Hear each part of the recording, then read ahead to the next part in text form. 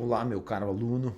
Então, olha só, esse é um vídeo que eu vou tentar ser o mais sucinto possível para a gente atacar a questão do verbo modal em inglês. Eu coloquei dois exemplos aqui de cara, né? Como os modais can, could. Eu vou acrescentar mais um aqui, que vai ser o should, por exemplo. Bom, então, vamos lá. Você já deve ter visto em filmes, em séries, em artigos, em texto, né? Você, com a tua experiência com o inglês, me desculpe, em algumas situações, em alguns momentos, você já deve ter visto um desses caras aqui. Bom, então qual é a primeira coisa que a gente precisa entender sobre eles? Eles trazem um novo sentido para uma frase. Então, eu vou fazer o seguinte, eu vou começar essa nossa exploração aqui falando sobre frases simples, em presente simples, que seja, que você já entende, que você já conhece. Né? Então vamos pegar aqui, por exemplo, uma frase do tipo I work I work a lot. Me desculpe aqui pela configuração da letra. Deixa eu já ajustar isso aqui. Infelizmente esse aplicativo aqui, ele comete essa falha, cara, no contraste ali do fundo com a letra, né? Para mim não faz muito sentido pegar um fundo azul escuro e bota o texto preto. Bom, quem é que vai enxergar isso aqui? Mas beleza, vamos lá. I work a lot. E aí a gente pode colocar outros verbos aqui, por exemplo, I study hard, que quer dizer a mesma coisa, eu estudo puxado, né? Eu estudo muito. Então, I work a lot, I study hard, I drink too much. Então, imagina alguém que diga algo do tipo, eu estou bebendo muito, por exemplo. Né? Ou então, I eat junk food. Ou seja, fast food, né? McDonald's e assim por diante. Beleza. Vamos lá então. Bom, então vamos começar com frases assim. Então, o que acontece é o seguinte. Essas frases aqui a gente já conhece, né? I work a lot, I study hard, I drink too much, I eat junk food. Você já conhece os verbos, conhece a estrutura de frase. E a pergunta que tem que fazer é o seguinte. O que vai acontecer? Deixa eu ver. Eu esqueci de colocar aqui. Frases simples, né? Sem um verbo modal, no caso. É isso que eu quero dizer. Então, vamos lá. Então, eu tenho aqui um conjunto de frases simples. À medida que a gente for avançando, eu vou colocando outras frases. Então, olha só. Então, isso aqui é só para mostrar que você não tem problema nenhum para entender como é que a gente constrói uma frase com o verbo to work, uma frase com o verbo to study, com o verbo to drink, ou com o verbo to eat, por exemplo. Então, tá. O que vai acontecer, então, quando a gente acrescentar um desses elementos em alguma dessas frases aqui? Bom, o que vai acontecer é o seguinte, ele vai trazer um novo sentido. Se eu utilizar qualquer um desses itens aqui, qualquer um desses verbos modais, ele vai trazer um outro sentido.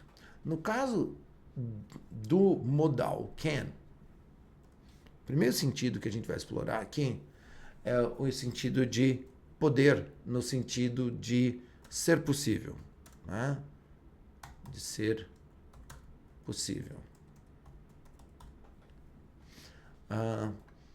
Já o could, a gente vai analisar duas coisas para ele, com relação a ele. Uma delas é que ele é o passado de can. Essa é uma maneira de entender. E a outra é que ele, além de ser o passado de can, ou seja, para falar de alguma coisa que antes era possível para você podia fazer, também é uma maneira educada, né? É uma maneira educada de fazer um pedido. Né? Então, por exemplo, quando você fala para alguém assim, ó, could you help me? Could you help me? Eu sei que talvez isso aqui possa causar alguma confusão, mas a gente já vai explorar esses exemplos com calma.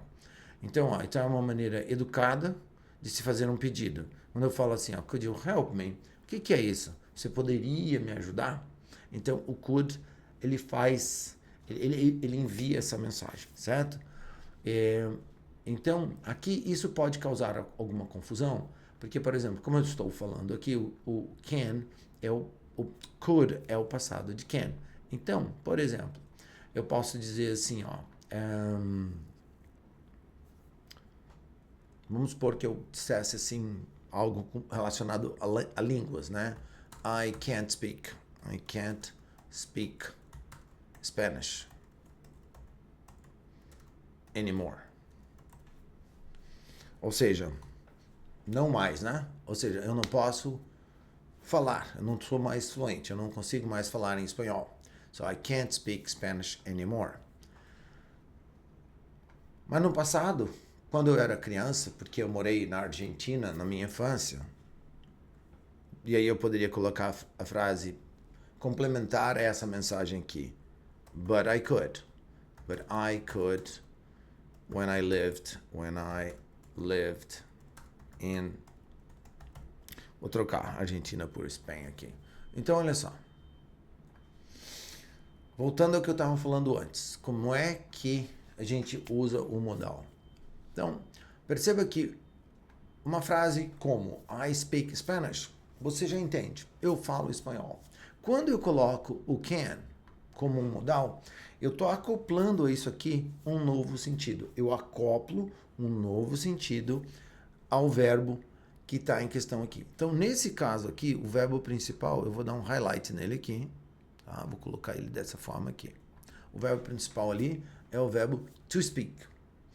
Quando eu trago o modal, ele acrescenta um novo sentido. Nesse caso aqui, qual é o sentido? É o sentido de expressar a ideia de que é possível.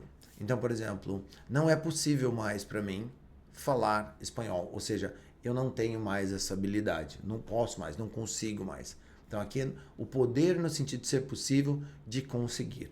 Então, isso, e aqui a gente precisa lembrar de uma outra coisa, né? À medida que a gente vai aprendendo esses modais, é muito importante lembrar que o contexto em que essas palavras aparecem, elas podem nos ajudar bastante na compreensão, na mensagem, porque o contexto vai ser sempre uma bússola para nós. Tá legal? Então aqui eu contextualizei dessa forma, tá? Então assim, I can't speak Spanish anymore, but I could when I lived in Spain. Então, quando eu era pequeno, eu morei na Espanha. Então eu não posso mais, mas eu podia, eu conseguia quando eu morei na Espanha. E aqui eu vou colocar uma frase afirmativa aqui agora pra gente ter um exemplo, né? Então eu tô dizendo que I can't speak Spanish, but I can speak English. Okay? I can speak English. Ou seja, eu posso, é possível, eu tenho habilidade, eu consigo falar espanhol. Mais uma negativa, né? Por exemplo, uma habilidade que eu não tenho. I can't dance. Né? Eu vou para uma festa, tem música, tá todo mundo dançando, mas eu não tenho coordenação motora para dançar, não tenho gingado, não consigo. I can't dance. É uma habilidade que eu não tenho. Beleza? Então é isso. Então a gente usa o modal, no caso aqui, o can, para expressar essa ideia. E como eu disse antes, o que o modal faz? Ele traz um novo sentido para a frase. Ele acopla ao verbo um novo sentido. Com essa ideia em mente, eu vou acrescentar mais um aqui, que é o should. Então, o should, ele é usado para quê? Qual é o sentido que eu quero acoplar aqui? Bom, é o sentido que um conselho carrega. Vamos dizer assim, vamos dizer que eu quero aconselhar. Então, quando eu quiser aconselhar alguém a fazer alguma coisa, por exemplo, você vai ver que daqui a pouco a gente também pode aconselhar no sentido contrário, que seria uma crítica, né? Mas vamos focar aqui no aconselhar primeiro. Então, aconselhar, o que é aconselhar? Aconselhar é dar uma ideia. E agora eu vou pegar uma carona com o verbo to dance. Então tá, então eu estou dizendo que eu não posso, eu não consigo, eu não tenho habilidade, certo? E aí alguém fala para mim, Alfredo, poxa, mas dançar, cara, é muito importante. Dançar faz bem para sua alma. Dançar te ajuda a relaxar. Dançar é uma coisa muito boa para você. E aí essa pessoa quer me dar um conselho, né? E aí essa pessoa me fala assim, algo do tipo, por exemplo, Alfredo, you should go to a dance school. To a dance school. Você deveria ir para uma escola de dança. Alfredo, you should learn how to dance. You should learn... Ops, desculpa. Ó, então, estou pegando o verbo aqui no caso. Deixa eu dar um highlight nele também. Esse aqui é o verbo to dance. E a mensagem aqui é no intuito de aconselhar. Bom, o verbo to dance, eu sei o que quer dizer. É dançar. Quando eu trago para cá um outro verbo, eu estou acoplando aquele verbo, essa ideia de aconselhar. Então, nessa frase aqui, por exemplo, o verbo é o verbo to go. Então, olha, Alfredo, eu acho que você deveria ir para uma escola de dança. Alfredo, eu acho que você deveria aprender a dançar. Então, perceba que esses verbos, o verbo to go, o verbo to learn, você já conhece, você já viu em outras frases. Quando você coloca o modal, você traz para essa frase, você acopla aquele verbo um novo sentido. Essa é a essência de como funcionam os modais. Então, ele vem sempre grudado. Então, agora a gente vai falar um pouquinho, bem grudado num verbo, né? E agora a gente vai falar um pouquinho de estrutura. Então, vamos lá. Vamos lá. Structure. Primeira coisa que a gente precisa lembrar é o seguinte. Quando eu uso um modal, por exemplo, se eu disser assim, ó, I can't, vou usar um negativo aqui, né? I can't, vou usar o verbo to park. Né? Park, estacionar. I can't park my car here. Certo? Não posso estacionar meu carro aqui. Isso é uma área privada, ou não tem área de estacionamento, ou essa rua aqui tem pouco espaço, e daí tem a plaquinha lá dizendo que você não pode. Então tá. Então, aqui eu vou acrescentar um erro clássico, que é isso aqui, ó.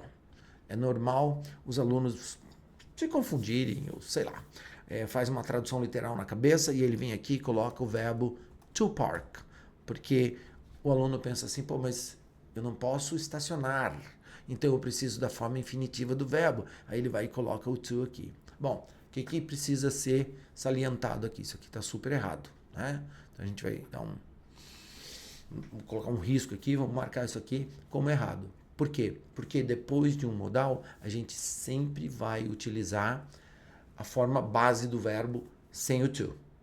Então, outra coisa que é um exemplo clássico, né? Às vezes acontece isso aqui, ó. Um aluno pode, de repente, pensar assim, é terceira pessoa, né? She can't. She can't. E aí ele vem aqui e coloca o verbo na terceira pessoa. Lá no presente tem uma regrinha que diz que você usa o S na terceira pessoa. E aí você vai e coloca aquilo ali. Bom, por que aquilo ali está errado? Bom, aquilo ali está errado porque a gente quer sempre a forma base do verbo. Então, eu estou falando do verbo to park. Então, o que eu faço? Eu tiro o to. E aí, de novo, né? Um outro erro clássico. Mas eu estou falando no passado. Alfredo, eu fui para aquele supermercado lá na semana passada, 3 semanas atrás, e aí, I couldn't. Ou seja, eu não pude, não foi possível, não foi permitido. I couldn't.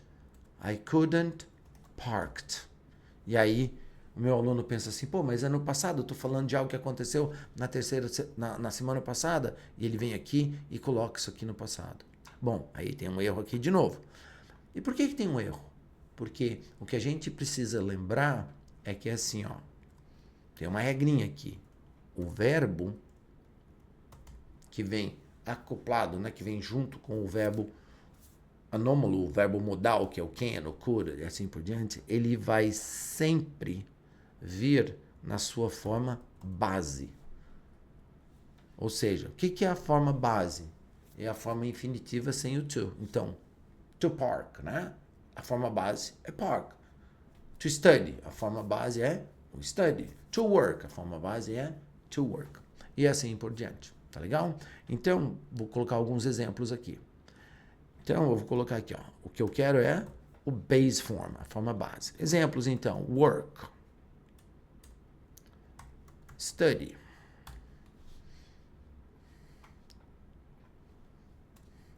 Oops.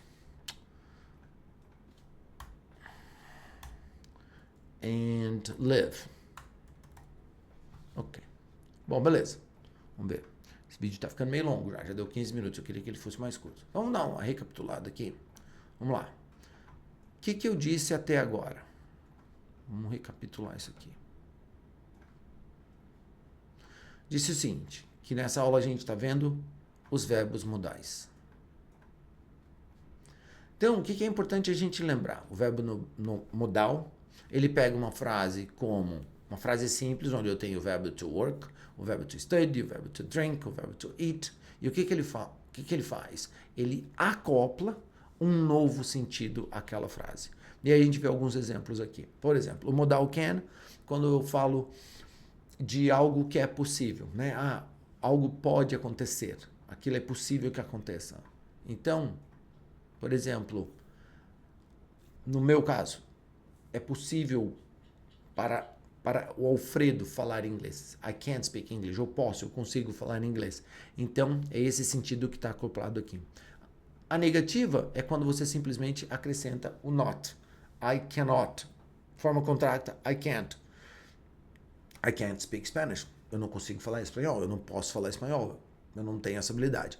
I can't dance. Não consigo dançar. Eu não posso dançar. Ok. Se a gente pegar o could ele é o passado de can. Então, por exemplo, como eu falei anteriormente, que eu não tenho habilidade de falar o espanhol, hoje, mas eu já tive um dia. Quando eu morei na Espanha, I could speak Spanish. Então, eu não posso, mas eu já pude. Na Espanha, eu podia, eu conseguia. E também, como eu mencionei antes, ele é um pedido, é uma forma, é um modal que é utilizado para fazer um pedido de uma forma bem educada. Então, aqui o could, ele adquire o sentido de poderia. Será que você poderia me ajudar? Então, perceba que aqui eu não estou falando no passado. Ele tem esse formato porque é uma maneira mais polida. Mas, na verdade, se eu te falo, você poderia me ajudar, eu estou te perguntando se você poderia me ajudar agora. E aí eu dei um exemplo aqui com o should. O should é um modal que eu uso para aconselhar alguém, por exemplo. Então, quando eu disse no exemplo acima que eu não tenho habilidade de dançar, que eu não consigo dançar, eu pensei, poxa, então vamos criar um conselho em cima disso, uma recomendação. Olha, Alfredo, you should go to a dance school. Olha, Alfredo, você deveria ir para uma escola de dança. Olha, Alfredo, you should learn how to dance. Você deveria aprender a dançar. Muito bem. E aí, a gente vem para essas considerações finais aqui com relação à estrutura. Então, quando eu uso um modal, perceba que a forma do verbo que eu sempre vou usar aqui é a forma básica, ou seja, o infinitivo sem o to, né? E esse verbo ele não pode sofrer nenhuma alteração. Tá? Eu acoplo, então, o modal, a forma base do verbo. Essa é a estrutura. Como eu já mencionei antes, quando eu quiser fazer a negativa, eu simplesmente faço aquela contração ali com o not. Bom, e aí, já que a gente está falando de estrutura, como é que ficaria, então, uma frase na interrogativa? Bom, é simplesmente eu fazer o que eu faço com os verbos auxiliares em inglês. Eu trago ele para frente da frase e coloco ele antes de um sujeito. Então, por exemplo, vamos pegar um exemplo bem simples aqui com o can, né? Quando a gente fala de possibilidade, de ter uma habilidade, daquilo que é possível para eu fazer. Então, olha só. E aí eu estou curioso, porque eu quero perguntar para o meu aluno, quero perguntar para você, se você tem essa habilidade de falar espanhol. Eu não tenho. Então, vamos lá. Can you? Perceba que o modal veio para frente do sujeito, para frente do pronome. Lembra que eu estou sempre acoplando isso a um verbo, que é o verbo que vai receber uma nova mensagem, um novo sentido vai ser acoplado a ele. O verbo aqui no caso, então, é o to speak. E a língua, no caso, a gente está falando do espanhol. Can you speak Spanish? E é dessa forma que você faz uma pergunta. Você traz para o início da frase, você traz para uma posição que vem anteriormente ao pronome, ao sujeito. E basicamente é isso. Ok? Então, essa é a revisão de pronome. Desculpa. Essa é a revisão de modal verbs que eu queria apresentar para você hoje. Tá legal? Então, em função... Agora, o que nós vamos fazer? Agora a gente vai... Você vai assistir esse vídeo e você vai me dizer onde é que as dúvidas aparecem. Vamos ver se ficou faltando algumas áreas que precisam ser preenchidas nesse mapa aqui.